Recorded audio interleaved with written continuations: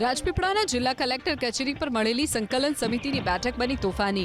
સાંસદ મનસુખ વસાવા, ધારાસભ્ય ડોક્ટર દર્શનાબેન દેશમુખ અને ધારાસભ્ય ચૈતર વસાવાએ સંકલન સમિતિની બેઠકમાં રોડ, રસ્તા, પાણી, શિક્ષણ સહિતના મુદ્દાઓ ઉઠાવ્યા। ઉનાળાના આકરા તાપ વચ્ચે પીવાના પાણીની યોગ્ય સુવિધા ન હોવાનો આરોપ લગાવીને ધારાસભ્ય ચૈતર વસાવાએ અધિકારીઓ પાસે માહિતી માંગી તો સાંસદ મનસુખ વસાવાએ રોડ રસ્તાની કામગીરીને લઈને અધિકારીઓનો ઉધડો લીધો।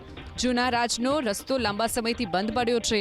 ડેડિયાપાડાથી બોગરજાના રસ્તાનું કામ કોન્ટ્રાક્ટરોએ શરૂ ન કરતા સાંસદ મનસુખ વસાવા રોષે ભરાયા।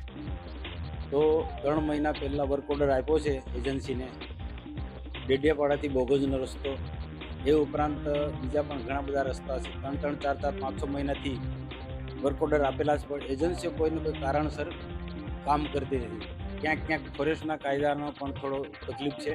તો આ બધાની વચ્ચે રહીને કોઈ પણ વ્યવહારુ રસ્તો કરો અને જે ચોમાસા પહેલાં રસ્તાના કામ ચાલુ થઈ જાય એની વાત કરી। ધારાસભ્ય બેન દર્શનાબેને જૂના રાજનો પ્રશ્ન જે છેલ્લા 1-1.5 વર્ષથી ટલ્લે ચડ્યો છે એ પ્રશ્નનો પણ ઝડપથી ઉકેલ આવે, જરૂર જણાય તો રાજ્ય સરકારમાં પણ એની રજૂઆત કરવી, એ રીતના વાત થઈ। જે પણ જિલ્લામાં પીવાના પાણીની સમસ્યાઓ છે ત્યાં તમામ પંચાયતોને એમની સૂચનાઓ આપવામાં આવે અને રિપેરિંગથી લઈને પાણી પુરવઠામાં નવા હેડપંપથી લઈને બધી કામગીરી કરવામાં આવે। મનરેગામાં જે ફેસ આઈડીથી હાજરી પુરાય છે એ બાબતે પણ અમે એ ફેસ આઈડી ટેકનિકલ ખામીના હોવાના લીધે હાજરી નથી પુરાતી એ બાબતે પણ ધ્યાન દોર્યું છે।